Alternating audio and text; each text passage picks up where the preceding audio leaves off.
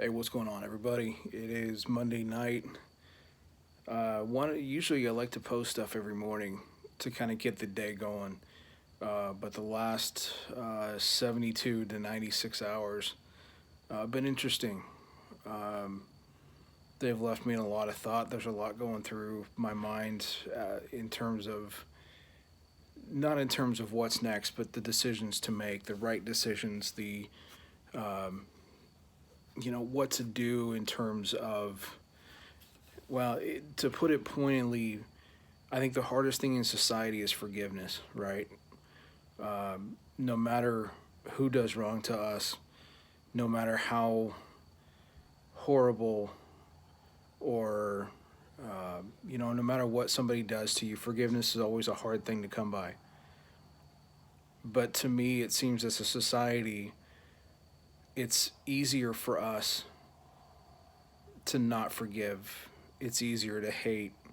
It's easier to complain. It's easier to use whatever is going on in your life to bring you down or to keep you in the doldrums or to keep you from the smile that usually is on your face. And I think that's kind of where I'm sitting right now. And, it's tough. I approached a couple of guys that I'm in a group with, really godly men, and I sought out counsel. And it's hard to put something like that on them and ask them to respond. And I'm grateful that they at least allowed me to sound off and give them the scenario and what was going on.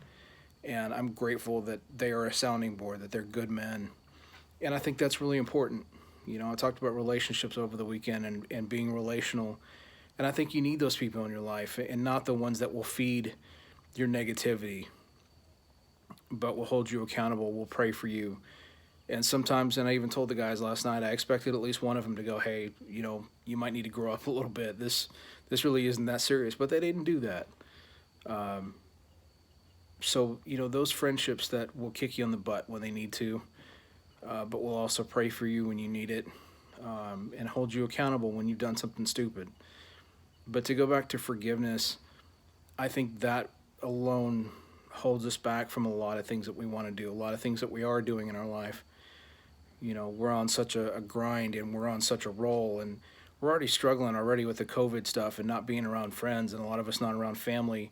A lot of us are very family centric, and it keeps us from being around those people, and that it really sucks right now. But that unforgiveness will also keep you from going forward. It'll keep you from getting to the next day, from waking up and being as strong as you normally are. It holds you back. But in a devotional that I read, and I really hadn't thought about it this way, forgiveness is not, you can forgive somebody but not condone what they've done.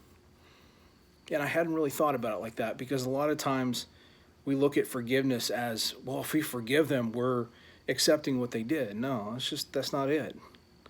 You're not condoning what they did. You're just not allowing it to hold you back from going forward. You're not allowing that person, what they did to you, to hold you back from the path you were going in before that person hurt you, or that whatever they may have done, whether it says something or did something to you. Allowing that forgiveness to enter you allows you to push forward, to continue forward. But that forgiveness is hard. I'm walking through that right now, and it's very, very difficult. It's very, very difficult, and I might find that forgiveness, but that respect is going to be very hard to come by. But just think about that. If there's something that's been done, if that unforgiveness is eating away at you every day,